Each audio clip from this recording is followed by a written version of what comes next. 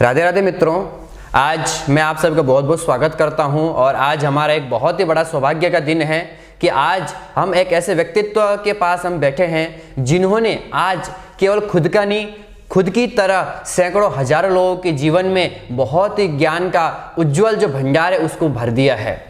ऐसे व्यक्तित्व के धनी हैं जिन्होंने खुद प्रारंभ किया, हमारी और आपकी तरह बहुत सारे युवा पीढ़ियों को बहुत आगे बढ़ाया है धर्म के मार्ग में। क्योंकि मैं देख रहा हूं जब से महाराज जी ने कार्य प्रारंभ किया है इस धर्म का, महाराज जी को विगत 15 वर्ष से अधिक समय हो चुका है। और महाराज जी के बारे में यदि मैं आपको बताऊं, उन्होंने आस्था, संस्कार जैसे बड़े बड़े चैनलों में महाराज जी के माध्यम से कथाएं हुई हैं और उनके माध्यम से बहुत सारे युवा पीढ़ियों को बहुत ही ज़्यादा प्रेरणा मिली है और उनसे मैं भी बहुत ज़्यादा प्रेरित होता हूं और जब भी मुझे मौका मिलता है मैं आता हूं।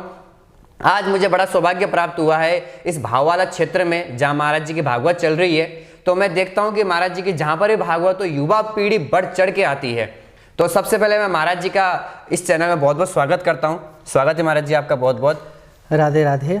तो आज मैं आपके सामने महाराज जी का परिचय दिलाना चाहूंगा महाराज जी के मुखारविंद से कि महाराज जी ने कैसे अपने इस भागवत क्षेत्र का प्रारंभ किया, धर्म क्षेत्र का प्रारंभ किया। क्योंकि जहाँ पे हर व्यक्ति की इच्छा होती कि मैं दूसरे स्कूलों में, कॉलेजों में जाऊं और अपने वहाँ पर मैं पढ़ाई करूं और वहीं रहूं, लेकिन महाराज जी ने संस्कृत क्षेत्र को चुना और आज चुन के कथा करते हुए महाराज जी को एक नहीं 15 वर्ष हो चुके हैं।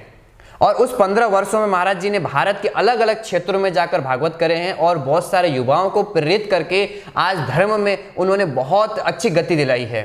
तो महाराज जी आपका स्वागत है। सबसे पहले तो मैं आपके मुखारविंद से थोड़ा सा आपका परिचय जानना चाहूँगा। पहले तो आचार्य तीर्थराज गौतम जी जो हमारे यहाँ पर उपस्थित हैं, आपका भी यहाँ पर बहुत बहुत स्वागत है क्योंकि आप स्वयं एक आचार्य हैं, श्रेष्ठ आचार्य हैं और शास्त्रोक्त कथन भी है जो जैसा होता है उसको सारी सृष्टि वैसी ही दिखाई देती है। तो ये स्वयं श्रेष्ठ हैं, इसलिए इन्होंने हमारी भी प्रसन्नता बहुत अच्छे शब्दों में की है। और समस्त YouTube दर्शकों को भी मैं राधे राधे करता हूँ। इन्होंने जैसा कि एक प्रश्न किया कि व्यास जी आप इस क्षेत्र में कैसे आए, एक मूल प्रश्न इनका था।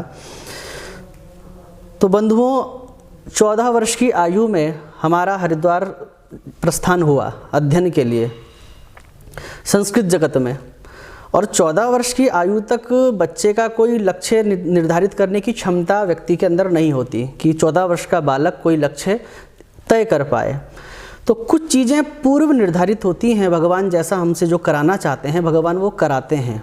कुछ चीज़ों में तो हम स्वयं ही उसमें संशोधन कर लेते हैं, संवर्धन कर लेते हैं, लेकिन कुछ चीज़ें पूर्व निर्धारित होती है उसमें ना तो संशोधन हो पाता है ना संवर्धन हो पाता है।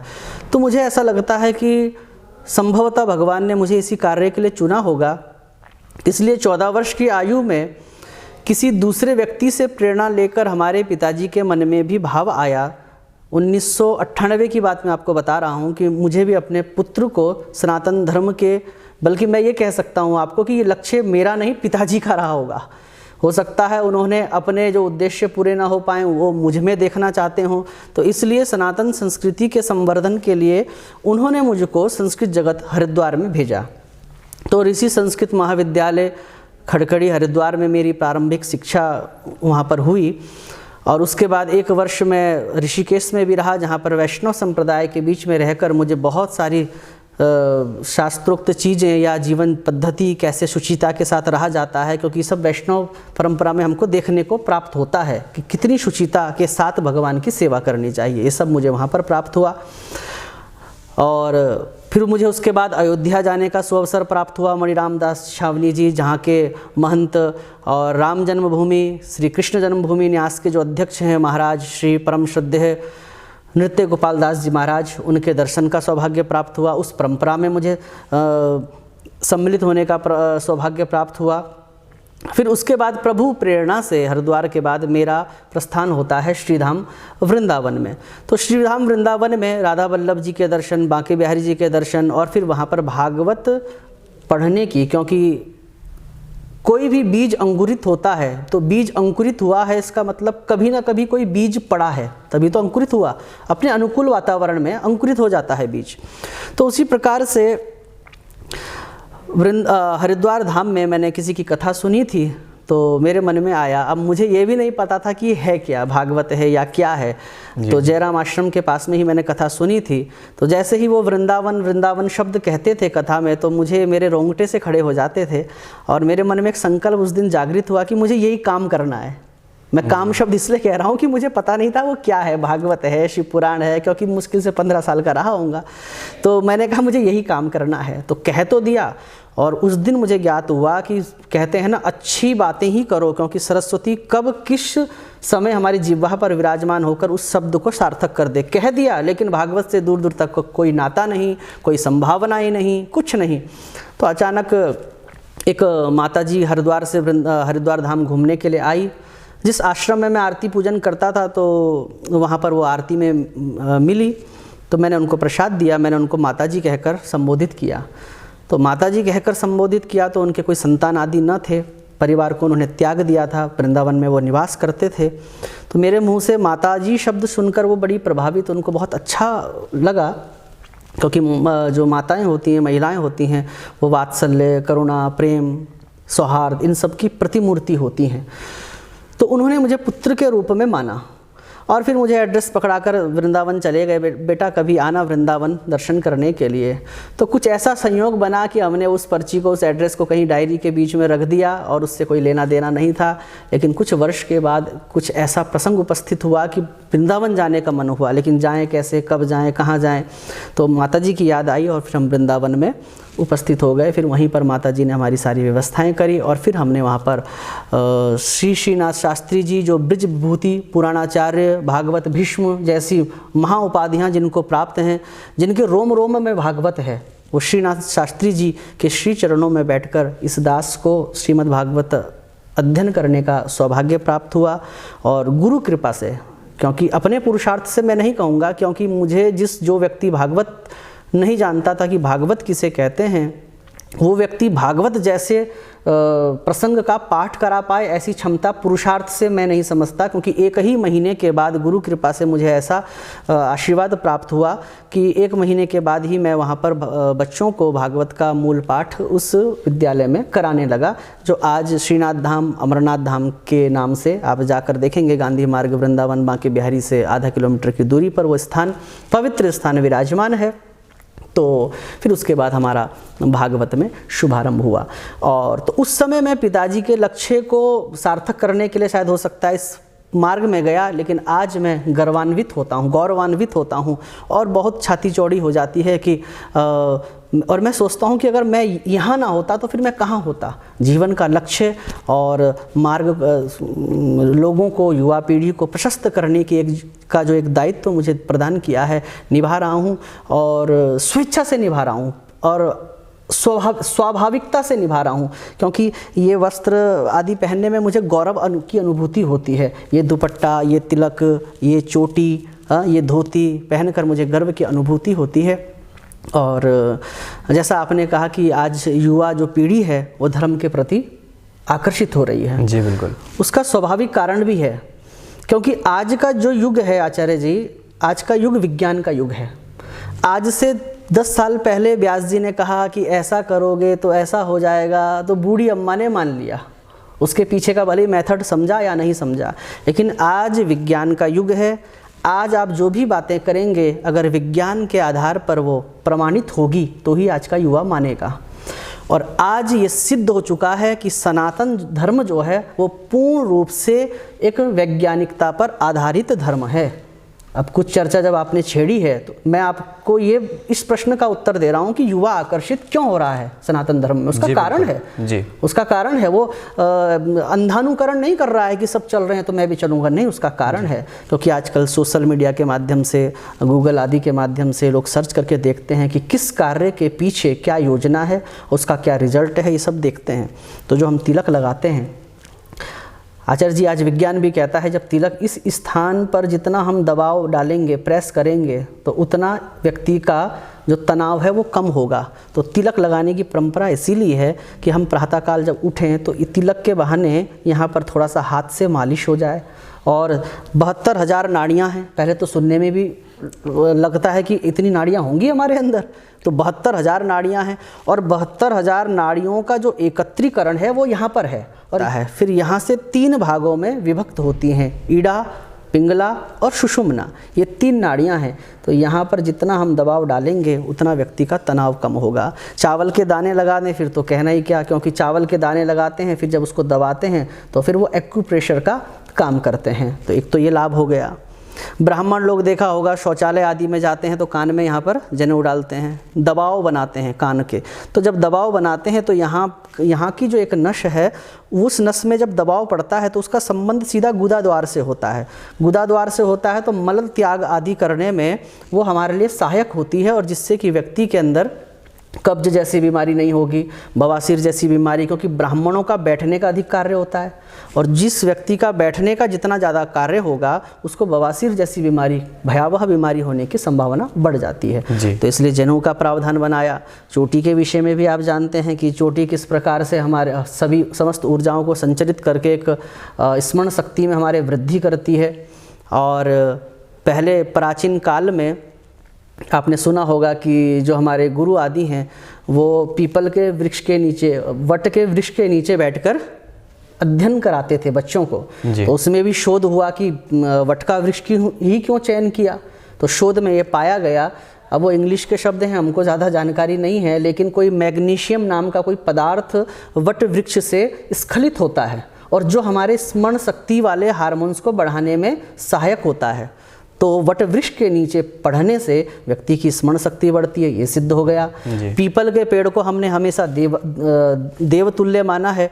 वृक्षाणाम अश्वत्थो हम, भगवान गीता में कहते हैं और भागवत के भी 11 स्कंद में कहते हैं कि वृक्षों में मैं अश्वत्थ हूँ। वैसे तो कण में परमात्मा है, लेकिन वृक्षों में अश्वत्थ कहकर उस वृक्ष के प्रति अन्य वृक्षों से अधिक श्रद्धा को उत्पन्न कर दिया गया, जिससे कि लोग उसमें जल आदि चढ़ाते हैं, क्योंकि जल चढ़ेगा तभी तो वृक्ष का संरक्षण होगा और वृक्ष का संरक्षण होगा वो भी पीपल जैसे वृक्ष का संरक्षण होगा।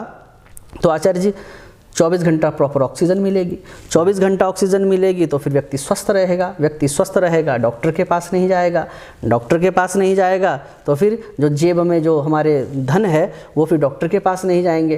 तो पीपल की पूजा करने से लक्ष्मी का वास होता है, तो उसको हम इस रूप में देख सकते हैं कि प्रॉपर ऑक्सीजन मिली, शरीर स्वस्थ है, डॉक्टर के पास नहीं गए तो धन हमारे पास है, तो लक्ष्मी का वास हुआ कि नहीं। तो इसको इस तरीके से हमको समझना चाहिए।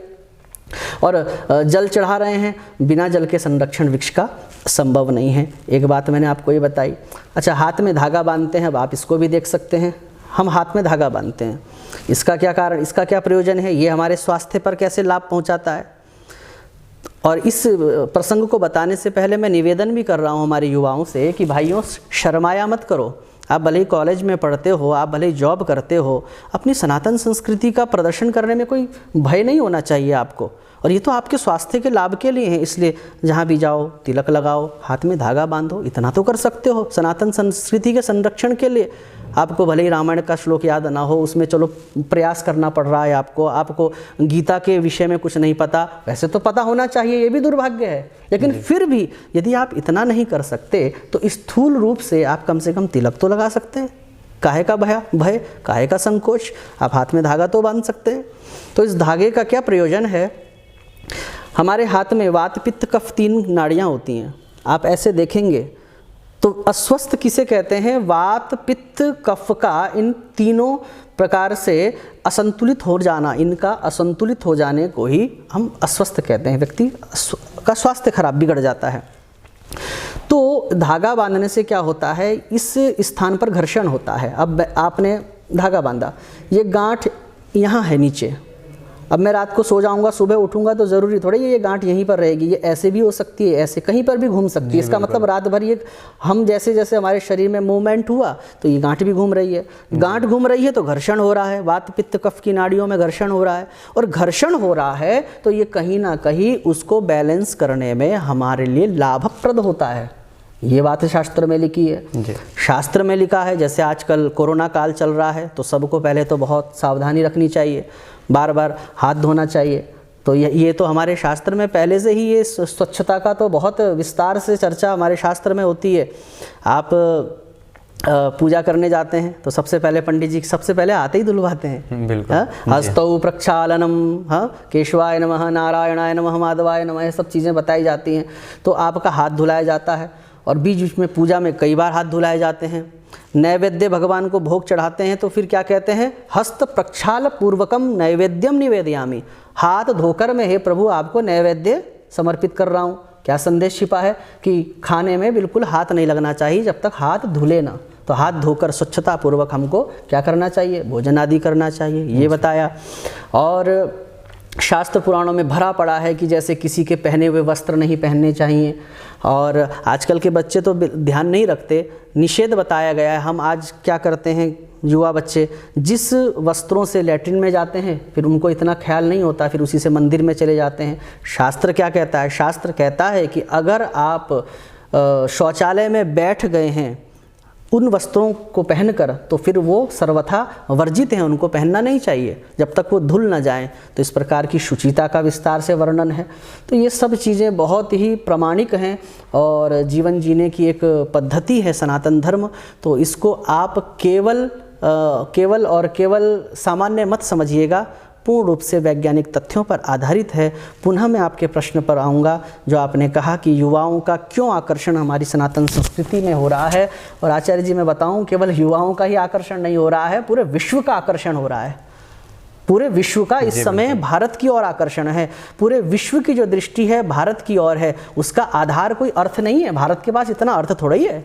आज से 7-8 साल पहले तो सड़कें भी ऐसी थी कि बस चलो तो झटका लगकर खाना अंदर का सारा बाहर आ जाए। तो कोई भारत की कोई इतनी अच्छी सड़कें नहीं थी। भारत के पास आज़ादी के 70 वर्षों के बाद तो बताइए शौचालय की बात हो रही है जी। कई लोग तो उपहास भी उड़ाते हैं कि 70 साल आज़ादी के हो गए, बताओ अभी तक उनको ये बताया जा रहा है कि शौच कहाँ पर करना है। आज तक हमको यही मालूम नहीं पड़ा कि शौच कहाँ करना है। तो ये सब चीज़ें हो रही हैं। तो उसके बावजूद भी भारत की तरफ लोग एक बहुत बड़े रूप में देखते हैं। उसका कारण सिर्फ और सिर्फ भागवत की जो भारत के पास जो भागवत, महापुराण, शास्त्र, उपनिषद, गीता, रामायण के रूप में जो एक बहुत बड़ी संपत्ति है, बस उस संपत्ति के कारण भारत की ओर पूरा विश्व देखता है। तो पुनः युवाओं से कि आप ही हमारे संस्कृति के रक्षक हैं, इसलिए कृपया करके आप किसी भी प्रकार से तिलक लगाने में, हाथ में धागा बांधने में प्रमाद न करें। और आचार्य जी ने जो प्रश्न पूछा मैंने उसका उत्तर यथासंभव यथामति देने का प्रयास किया। जी बिल्कुल, बहुत बहुत धन्यवाद। आपको मैं बताना चाहूँगा, महाराज जी ने जब शुरुआत किया और आज के समय में बहुत सारे युवाओं को जैसे महाराज जी ने बताया कि एक एक चीज़ को तथ्य समझाकर युवाओं को आकर्षित किया गया, क्योंकि आज के युवा आगे बढ़ना चाहते हैं, हमारी संस्कृति को फॉलो करना चाहती है।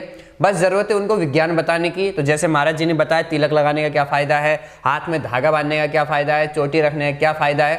अगर हम विज्ञान की ओर आगे बढ़ते हैं, हमारे संस्कृति में सब जगह विज्ञान ही विज्ञान भरा पड़ा है। तो इसीलिए वे सभी के सभी जो हमारे सनातन धर्म की ओर हमारी युवा आगे बढ़ रही है और इस संस्कृत भाषा का देश ने विदेशों में भी प्रचार हो रहा है। हमारे पास ऐसे हमारे पास धन है, ऐसे रत्न हैं, भागवत रूपी, योग रूपी, अलग अलग रूपी। ये महाराज जी ने हमें बताया और हमें बहुत कुछ सीखने को मिला महाराज जी आपसे। और आपने बताया कि हमारे संस्कृति में ही बहुत कुछ रखा है, हमें बाहर जाने की जरूरत नहीं। और आज महाराज जी ने भागवत में भी बहुत अच्छी तरीके से इसको वर्णन किया था। तो आज महाराज जी का बहुत बहुत धन्यवाद कि आपने समय दिया। तो आप लोगों से मैं विनम्र निवेदन करना चाहूँगा कि महाराज जी के माध्यम से एक बहुत बड़ा संकल्प लेके आगे बढ़ा जा रहा है, वो है सिद्ध नागेश्वर मंदिर। श्री सिद्ध नागेश्वर मंदिर बहुत बड़े विशाल रूप में महाराज जी के माध्यम से उसको विराजमान कराया जा रहा है, निर्माण कराया जा रहा है। जो आप युवा हैं, चाहे किसी भी अवस्था में आप हैं, किसी भी उम्र के आप हैं, सभी आकर आप उसको देख सकते हैं और जितना हो सके अपनी तरफ से सहयोग प्रदान कर सकते हैं, जिससे कि वो मंदिर भव्य और दिव्य हो और हमारी और आपकी तरह जितनी भी युवा पीढ़ी है वहाँ आए और अपनी संस्कृति को सीखें, समझें और आगे बढ़ें। और इसी प्रकार के बहुत सारे वीडियोस और भागवत के ज्ञान के आपको इसी चैनल पर, महाराज जी के चैनल पर मिलने वाले हैं। तो आप सभी महाराज जी का चैनल सब्सक्राइब करें। और आप देख सकते हैं इंस्टाग्राम में भी महाराज जी मिलते हैं, वहाँ पर बहुत सारी चीज़ें महाराज जी उसमें शेयर करते हैं, वहाँ पर भी आप फॉलो करें। फेसबुक में महाराज जी का पेज है, वहाँ पर भी आप फॉलो करें और बाकी सबके लिंक आपको डिस्क्रिप्शन में मिल जाएंगे, आप वहाँ विजिट करें। तो बहुत बहुत धन्यवाद आप सभी का। जय श्री राधे।